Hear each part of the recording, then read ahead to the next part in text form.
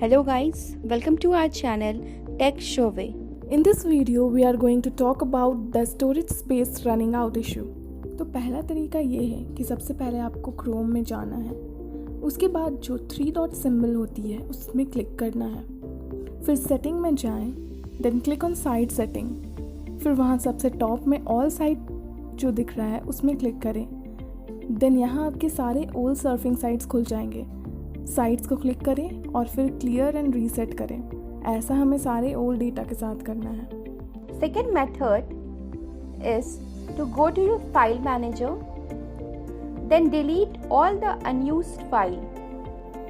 Point number 3, phone में ज़रूरत की ऐप्स ही रखें। हमारे फ़ोन में बहुत सारे ऐसे ऐप्स होते हैं जिनका हम कभी यूज़ नहीं करते हैं और वो फालतू का हमारे फ़ोन में स्पेस फुल कर रहे होते हैं, तो उन्हें जल्द से जल्द अनइंस्टॉल कर दें।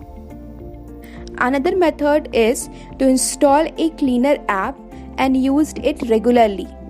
नेक्स्ट स्टेप ये है कि आप अपने फ़ोन के डुप्लीकेट वीडियोस एंड इमेजेस को डिलीट करें। हमारे फ़ोन में बहुत सारे ऐसे वीडियोस और इमेजेस होते हैं तो डुप्लीकेटेड होते हैं, तो आप उन्हें सर्च करके डुप्लीकेट वीडियोस एंड इमेजेस को डिलीट कर दें।